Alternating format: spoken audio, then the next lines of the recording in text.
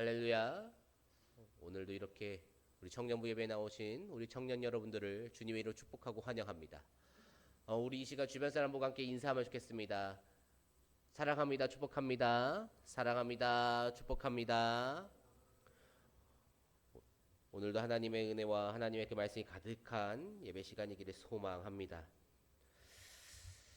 한 나라의 통치자를 세워본 적이 있을 겁니다. 대통령 선거를 뽑았겠죠. 대통령 선거를 치러왔겠죠. 대통령을 뽑아왔을 거예요. 대통령을 뽑을 때 무엇을 보고 뽑으십니까? 사실 요즘 정치판을 보면은 최악은 피하고 차악을 선택해라라는 말이 돌고 있습니다. 후보자들 중에 이 사람은 잘할 것 같다 싶은 사람은 지지도가 약하고, 그래서 그 사람 뽑은 내 표를 버리는 것 같고, 지지도가 높은 사람은 도찐 개찐이라 문제가 많고, 그러다 보니 차악을 선택하라는 그런 말이 유행이 된 것 같아요. 이것을 두고 정상적인 선거의 모습이다라고 얘기할 수는 없을 겁니다. 공약을 보고 그 사람의 어떠한 공약, 이것을 정말로 얼마나 지켜낼 것인가, 아니면 그 사람의 행실, 그러한 것을 보고 선택해야 되는데, 대부분의 사람들이 이제는 내가 지지하지 않는 사람을 떨어뜨리는 데 혈안이 되어 있는 듯 싶습니다. 성경에서도 왕이라는 존재가 등장을 합니다. 대통령과 조금 뽑는 방식이 다르죠. 왕은 백성들이 뽑는 것이 아니라 태어나고 보니 왕으로 될 운명이었습니다. 대부분이 왕의 자리가 세습되어지거나 아니면 쿠데타로 인해서 왕위가 바뀌곤 하죠. 그런데 이것은 이제 왕이 있을 때, 그 다음번 왕이 세워질 때에 해당하는 말이고요. 왕이 없던 민족이 왕을 세우려면 어떻게 해야 할까요? 이스라엘은 왕이 있는 민족입니까? 그들은 왕이 없던 민족이었습니다. 그러나 주변에 있는 나라들은 다 왕이 존재합니다. 언젠가 그들이 왕이 요구할 것이라는 것을 하나님께서는 알고 계셨습니다. 그래서 오늘 이 왕에 대한 규례를, 이스라엘의 왕이 세워질 때 어떠한 것을 주의해야 하고 어떠한 것을 신경 써야 하는지 하나님께서 왕의 규례를 내려주십니다. 이스라엘의 왕이니까 당연히 이스라엘 사람들 중에 뽑아야 하는 것은 당연하고요. 그 외에 이제 또 어떠한 명령들이 있는지, 어떠한 제약들이 있는지 우리가 함께 살펴보면 좋을 것 같습니다. 특별히 성경에서 우리를 가리켜서 왕 같은 제사장이라고 이야기를 합니다. 그렇다면은 오늘 말씀이 우리에게도 해당하는 말씀일 테죠. 이것은 왕에게나 해당하는 말이니까 나와는 아무런 관련이 없어 하고 넘길 수는 없을 겁니다. 오늘 말씀을 통해서 그렇다면 우리가 조심해야 하는 것은 무엇이 있고, 우리는 어떤 마음을 가지고 어떻게 신앙생활을 해야 하는가 함께 살펴보는 그러한 시간이 되기를 소망합니다. 첫째로 병마를 많이 두지 말라라고 하나님께서 말씀하십니다. 16절 말씀입니다. 그는 병마를 많이 두지 말 것이요 병마를 많이 얻으려고 그 백성을 애굽으로 돌아가게 하지 말 것이니, 이는 여호와께서 너희에게 이르시기를 너희가 이후에는 그 길로 다시 돌아가지 말 것이라 하셨음이며. 아멘. 하나님께서 병마를 많이 두지 말라라고 말씀하고 계십니다. 이 병마라는 것이 무엇을 말합니까? 흔히 고대사의 전쟁에 쓰여지는 그 기병, 말을 타고 싸우는 그 기병들, 이 기병과 보병과 궁병, 요 정도로 당시에 병종이 나뉠 건데, 보병이나 군병은 사실 사람만 있으면, 그리고 무기를 만들 수 있는 재료만 있으면 가능한 직업입니다. 가능한 병종입니다. 하지만 기병은 얘기가 다릅니다. 사람이 있고 무기가 있어도 말이 반드시 필요합니다. 그런데 그때 당시에 판을 뒤집거나 아니면은 조금 어떠한 전술적인 그러한 움직임을 보이는 것은 다 기병이 움직여야만 했었죠. 허를 찌르거나 비어있는 공간을 완전히 기습하거나 중요한 전술을 쓸 때 고대사에서는 기병을 사용하곤 합니다.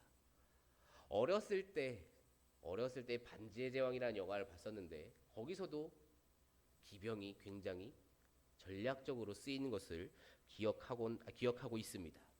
그렇기 때문에 이 기병이라는 것은 그들에게 있어서 아주 중요한 자원입니다. 그렇다면 병마를 많이 두지 말라라는 것은 무엇을 말하는 것인가요? 기병이 군대에서 그토록 중요한 역할을 한다는 것을 생각한다면 오늘 말씀에서 병마는 단순하게 말로 그치는 것이 아니라 그 나라의 군사력을 말해줍니다. 나라의 군사력이 강하고 약하고는 그 나라를 안전하게 보호할 수 있느냐 아니면은 다른 외세의 침략을 계속해서 받으며 살아가야 하느냐를 우리가 생각하게 만들곤 합니다. 병마를 많이 두지 말라는 것은 결국에 군사력을 너무 강하게 키우지 말라는 것입니다. 이것이 무슨 말입니까? 쉽게 말하면은 이스라엘 너희가 군사력을 너무 많이 키워서 다른 나라들보다 강해지려고 애쓰지 마라라고 지금 하나님께서 명령하고 계신 것이죠. 이것이 어떻게 받아들여야 할까요? 다른 나라들이 안 그래도 강한 나라들이 있는데 그들이 침략해 올지도 모르는데 이스라엘의 왕에게 병마를 많이 쌓지 말라고 합니다. 왜 그럴까요? 군사력이 약해서 이스라엘 너희는 항상 침략 받아야 돼라고 하나님께서 지금 말씀하고 계신 것일까요? 군사력이 강해지면은 어떤 문제가 생길까요? 군사력이 강해져서 우리나라를 지킬 수 있는 힘이 생기는 것, 그것이 문제가 되지는 않을 겁니다. 하지만 군사력이 강해지다 보면은 그것이 이제 도를 넘어서 강해지다 보면은 그 자기가 가지고 있는 그 군사력에 취하게 됩니다. 그러면 어떻게 되나요? 그 군사력을 의지하게 됩니다. 이스라엘이 누구의 백성인가요? 우리가 알고 있는 이스라엘이란 누구의 백성이고 누구의 나라입니까? 이스라엘은 하나님의 백성입니다. 하나님의 백성이기 때문에 하나님을 의지해야 합니다. 그런데 군사력을, 이 병마를 많이 두고 있다면 그들은 하나님이 아닌 자신들의 군사력을 의지할 것이 뻔합니다. 하나님을 의지해야 하고 하나님의 명령에 따라야 하는데 그들이 너무나도 강한 국방력을, 너무나도 강한 군사력을 거느린다면 그 왕이 자신의 힘을 믿고 하나님을 이제는 바라보지 않을 것을 하나님께서는 알고 계셨습니다. 하나님께서는 특별히 이 이스라엘 백성들만큼은 하나님을 의지하기를 원하셨습니다. 그래서 하나님께서 병마를 많이 두지 말라라고 말씀하고 계십니다. 오늘날 우리가 병마라고 말할 수 있는 것은 무엇이 있을까요? 우리가 말을 타고 다니면서 이라이라고 싸울 것은 아니기 때문에 말을 많이 거느리고 있으면 안 되겠구나라고 이 말씀을 받아들이면 안 될 겁니다. 우리도 병마가 가리키는 것처럼 국방력을, 그 군사력을, 그러니까 그 힘을 많이 가지고 있으면 하나님을 보기 어렵다는 것이죠. 그렇다고 우리가 가지고 있을 수 있는 오늘날 힘이라고 말할 수 있는 그러한 것에는 어떤 것이 있을까요? 누가 뭐라고 해도 오늘날 가장 강한 영향력을 지닌 것은 누가 뭐라고 해도 돈이죠. 돈이 있으면 뭐든지 할 수 있습니다. 적어도 이 세상에서는 뭐든지 할 수 있을 것만 같습니다. 권력도 비슷한 것 같아요. 그 나라에서 그리고 세계적으로 높은 위치에 올라가면 내가 말하는 이 발언이 굉장히 큰 권위를 지니면 나는 무엇이든 쉽게 행할 수 있습니다. 우리는 이러한 것에 취하면 안 됩니다. 이러한 것만을 바라보고 우리가 신앙생활을 한다는 것은 사실 신앙생활을 하지 않겠다라고 말하는 것과 동일한 말이죠. 물론 이 말씀이 돈을 모으지 말라라는 것을 이야기하는 것이 아니고 또 열심히 공부하거나 열심히 미래를 준비하지 마라라고 이야기하는 것 또한 아닙니다. 저는 여러분이 이 세상에도 꼭 훌륭한 사람이 되고 권위가 높은 사람이 돼서 영향력을 발산하기를 소망합니다. 하지만 그로 인해서 하나님이 가려지면 안 된다라는 것이죠. 우리 청년부가 하나님만을 의지할 수 있기를 소망합니다. 병마를 쌓을 수 있으면 많이 쌓되 그럼에도 불구하고 그 병마를 의지하는 것이 아니라 하나님을 의지하시길 소망합니다. 내 지식, 내가 가지고 있는 경험, 내가 가지고 있는 어떠한 물질, 그러한 것이 아무리 많아도 그것은 여러분을 끝까지 지켜주지 못합니다. 죽으면 가져갈 수 있는 것도 아닙니다. 우리가 붙잡아서 무언가를 해결해 줄 수 있는 것이 아닙니다. 우리가 오직 붙잡아야 하는 것은 여호와 하나님뿐인 줄로 믿습니다. 세상 무언가를 의지하기 위해서 세상의 무언가를 비축해 두는 것이 아니라 비록 그것이 적을지라도 이 세상에서 말하고 있는 힘과 이 세상에서 움직일 수 있는 영향력과 능력 그런 것이 적을지라도 우리가 하나님만 의지할 때 우리를 지키시고 우리를 인도하시는 그 하나님의 은혜가 가득하리라 확신합니다. 여러분에게 그러한 하나님의 보호하심이 하나님만을 의지해서 하나님께서 지켜주시고 인도하시는 그 은혜가 가득하기를 소망합니다. 둘째로 하나님께서 아내를 많이 두지 말라라고 말씀하고 계십니다. 17절 말씀입니다. 그에게 아내를 많이 두어 그의 마음이 미혹되게 하지 말 것이며 자기를 위하여 은금을 많이 쌓지 말 것이니라. 아멘. 정말 특이한 경우가 아니고는 한 나라의 왕은 아내가 많은 경우가 대부분인 것 같아요. 왜 그렇습니까? 우선 통치자, 그러니까 한 나라의 지배자라는 그것을 과시하기 위함도 있을 겁니다. 그런데 그뿐만 아니라 이제 관계적인 면도 조금 따져보아야 하는 것이죠. 타국 왕족, 타국의 어떠한 왕족 여인과 혼인하면은 자연스럽게 그 타국과는 친밀한 관계가 될 수밖에 없죠. 동맹까지는 아닐지라도 적어도 서로 적대하는 관계는 피하게 됩니다. 이것은 결국에 내가 전쟁을 치러야 하는 나라가, 내가 괜히 군사력을 쏟아서 자원을 쏟아서 신경 쓰고 대비해야 하는 나라가 하나 줄어든다는 것을 말합니다. 내가 다른 나라 하나 더 침공할 수 있는 여유가 생긴다는 것이죠. 귀족들의 힘을 제어하기 위해서도 귀족들의 딸과 혼인을 하기도 합니다. 그 귀족들의 딸을 내가 볼모로 잡고 있는 그러한 것을 쉽게 볼 수 있죠. 과거에 우리나라도 마찬가지고 과거의 왕들은 그런 식으로 혼인을 이용하기도 했습니다. 여기까지만 놓고 보더라도 이런 식으로 결혼하는 것은 하나님께서 원하시는 모습은 아닙니다. 하나님께서 이런 모습을 원하셨으면 아담에게 하와부터 시작해가지고 주르르르 주셨겠지. 하나님께서 그렇게 주시지 않으셨죠. 이것은 결국 사람의 힘을 의식하고 사람의 힘에 주눅 들어가는 그 모습을 보여주고 있는 것이죠.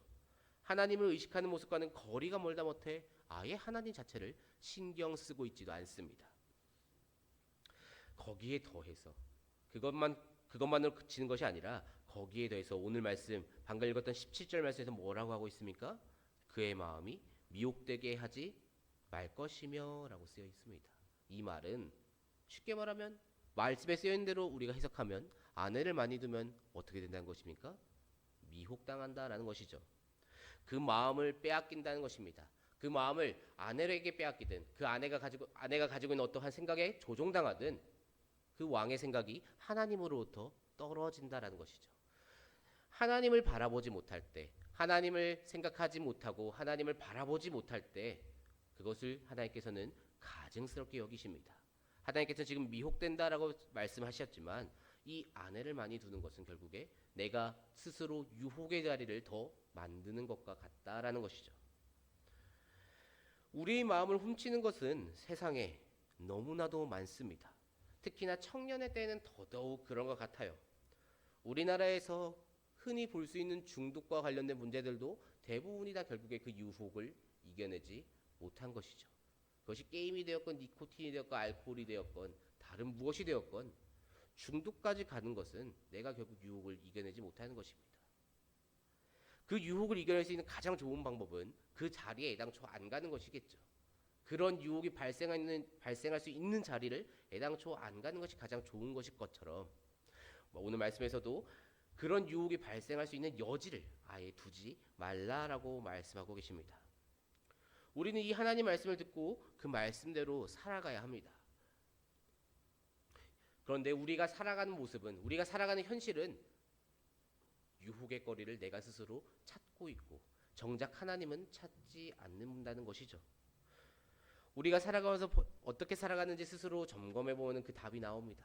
한 주간 내가 과연 하나님께 더 많이 나아갔는지 아니면 세상으로 더 많이 나아갔는지 우리가 돌아보면 스스로가 내가 지금 아내를 많이 두고 있구나 아니면은 나는 지금 아내를 많이 두고 있지 않구나라는 것을 점검할 수 있겠죠.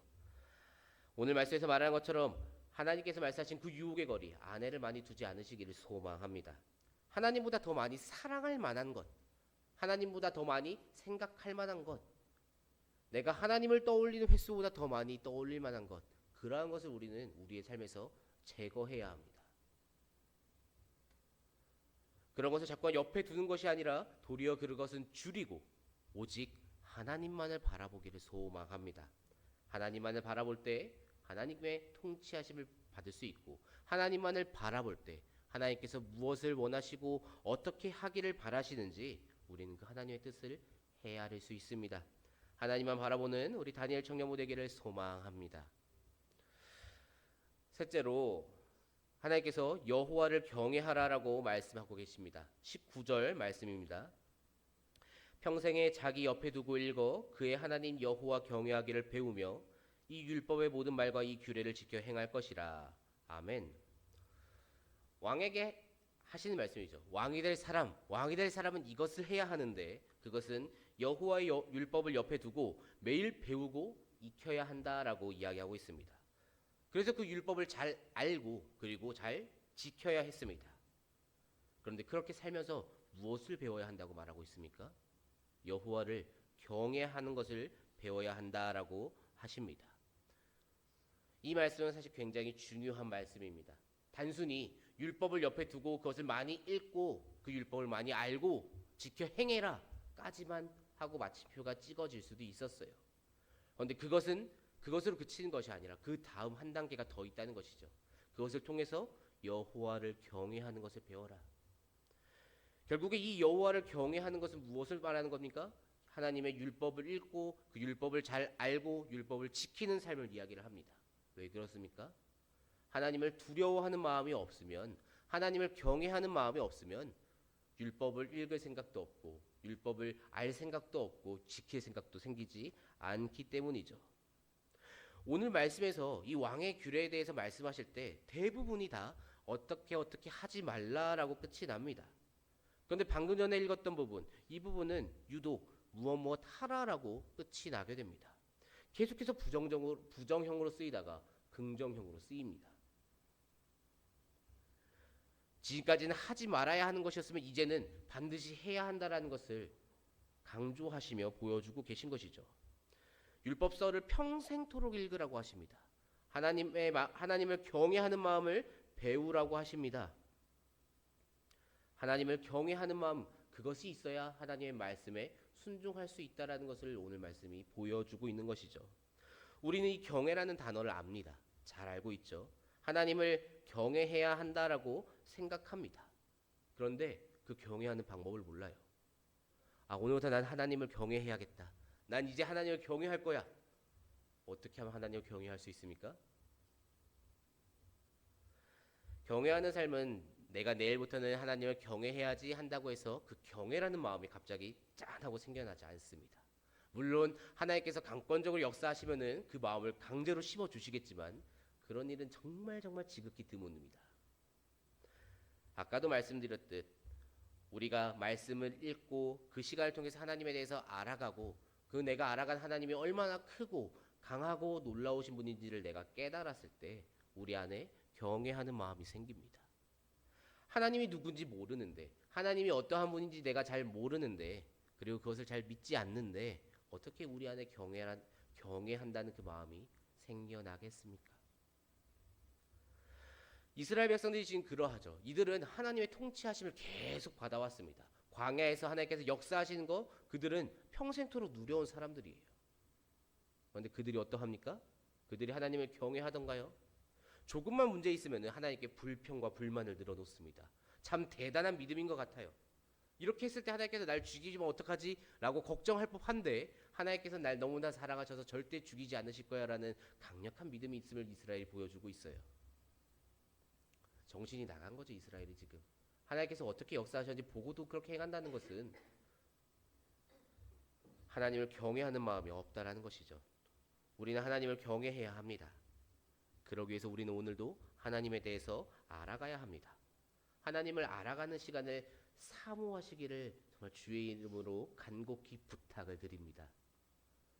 말씀을 사모하고 기도의 자리를 사모해야 합니다. 그래야 우리가 하나님에 대해서 알아갈 수 있습니다. 이 성경 말씀이 아니고는 우리가 하나님을 알아갈 방법이 없어요. 물론 사람을 통해서 들을 수도 있겠지만 그것은 내가 누군가와 같이 있을 때나 가능한 일이고, 내가 하나님에 대해서 알아갈 수 있는 방법은 이 성경 말씀을 묵상하는 방법밖에 없는데, 하나님께 기도하며 하나님께 나아가는 방법밖에 없는데 우리는 너무나 그렇지 않다라는 것이죠. 그렇게 해야만, 하나님에 대해 알아가고 하나님을 경외해야만 우리는 이 땅을 살아가면서 왕같은 제사장의 그 삶을 감당할 수 있습니다. 우리 다니엘 청년부가 꼭 하나님에 대해 올바르게 알아서 하나님을 경외하고 말씀을 지키며 살아가는 참된 하나님의 백성, 참된 하나님의 자녀, 참된 신자가 될 수 있기를 주님의 이름으로 축복합니다. 오늘 우리는 하나님께서 왕의 규례를 세우시는 것을 보았습니다. 이 규례를 정해주시고 이것에 합당한 자만을 왕으로 세우라라는 하나님의 명령이죠. 이 모습을 보면서 과연 나는 저 안에 들어갈 수 있을까를 고민하는 것도 필요한 자세입니다. 근데 한 발자국 더 나아가면은 지금 이스라엘의 왕을 세우는데 누구의 뜻대로 왕을 세우고 있습니까? 결국에는 하나님의 뜻대로 왕을 세우고 있는 것이죠. 이스라엘이 지금 하나님께 언젠가는 하나님께 왕을 요구할 것이다. 그때가 되면 이렇게 행해라라고 하나님께서 말씀을 하시고 실제로 후에 가서 사무엘에게 이스라엘 백성들이 우리에게 왕을 달라라고 주장하죠. 하나님께서 그때 저들이 나를 버렸다라고 이야기를 하시면서 사울을 왕으로 선택을 하시지만 그 과정 중에서 그 과정 속에서 하나님께서는 여전히 사울을 직접 택하시고 그 사울을 통치하심으로 이스라엘이 여전히 나의 백성 여호와 하나님의 백성임을 증거하십니다. 하나님께서는 왕을 택하시는 분, 그 왕조차도 세우시는 분, 왕 위에 계신 참으로 진정한 왕 되시는 분입니다. 오늘 이 말씀에서 하나님께서 이스라엘에게 말씀하시는 것은 너희가 이스라엘 너희가 왕을 세울지라도 내가 왕을 세워줄지라도 그 왕마저도 내 앞에 조아려야 한다라는 것을 분명히 하고 계시죠. 하나님은 어떤 순간에서도 이 주인과 종이라는 주와 종 되는 그 관계를 단 한 번도 끊으시거나 아니면 수정하신 적이 없으십니다. 태초에 에덴에서 선악을 알게 하는 나무의 열매를 먹지 말라라고 명령하신 그 순간부터 명령을 하는 자가 누구이고 명령을 들어야 하는 자가 누구인지 하나님께서는 그 관계를 계속해서 주장해 오십니다. 이 관계에 이상이 생겼을 때 하나님은 항상 심판하십니다. 이스라엘이 이 왕의 규례를 어기고 자신들 마음대로 살아가기 시작할 때 하나님의 명령을 어기고 하나님의 백성으로서의 삶을 저버릴 때 하나님께서는 그 대가를 처절하게 치르게 하십니다. 처음에 사울과 다윗 이 시대를 지날 때는 솔로몬의 시대를 지날 때까지만 하더라도 하나님의 통치하심을 절대적으로 순종하는 모습을 보여줍니다. 사울은 물론 초창기에만 그러고 조금 타락하기 시작했지만 다윗의 시대만 보더라도 다른 주변 나라에 항상 압제받던 그 나라가 주변 나라를 이제 압제하기 시작하는 터무니없는 전성기를 보내는 그 모습을 우리는 성경을 통해 볼 수 있습니다. 하지만 그 나라가 분열되기 시작하면서 하나님으로부터 그 마음이 떠나면서 어디까지 나라가 망가지는지 우리는 보고 느끼고 우리의 신앙을 다시금 세워야겠다라고 다짐하곤 하죠. 나라가 멸망하는 그 순간까지 하나님께서는 그들을 심판하십니다. 하나님은 우리의 왕 되십니다. 우리는 이 사실을 잊어서는 안 됩니다. 하나님께서 물론 우리의 아버지 되시고 우리를 너무나도 사랑하시죠. 그렇기 때문에 그 하나님의 사랑하심에 우리가 늘 감사하며 하나님께 편하게 나아갈 수 있는 그것도 분명하지만 우리가 분명히 기억해야 하는 것은 하나님은 우리의 아버지 되시기 전에 우리의 주인 되시고 우리의 왕 되시고 우리에게 여전히 그 주권을 행사하고 계신다라는 것이죠. 오직 하나님의 말씀만을 따라야 합니다. 이 세상을 살아가서 많은 것들이 우리의 마음을 지배하고 유혹하려고 하겠지만 하나님으로부터 그 마음이 떠날 수 있는 많은 순간이 우리의 삶에 발생할 수 있겠지만 그때마다 우리가 기억해야 하는 것은 하나님께서는 하나님의 그 주 되심을 오늘도 주장하고 계신다라는 사실입니다. 우리의 왕 되시는 그 하나님께 더욱 나아가시기를 소망합니다. 세상으로 나아가는 것이 아니라 하나님이 아닌 다른 것으로 나아가는 것이 아니라 병마나 아내나 은과 금으로 나아가는 것이 아니라 우리는 하나님께 나아가야 합니다. 주님께 더욱 가까이 나아가시는 한 주가 되기를 소망합니다. 그리하여서 하나님에 대해서 알아가고 하나님께서 어떠한 분이시고 나는 어떠한 존재인지 깨닫고 그 하나님을 경외하는 마음으로 살아가는 이번 한 주가 될 수 있기를 그만큼 하나님을 더 경외하고 하나님의 말씀에 순종하는 우리 다니엘 청년부가 되기를 소망합니다.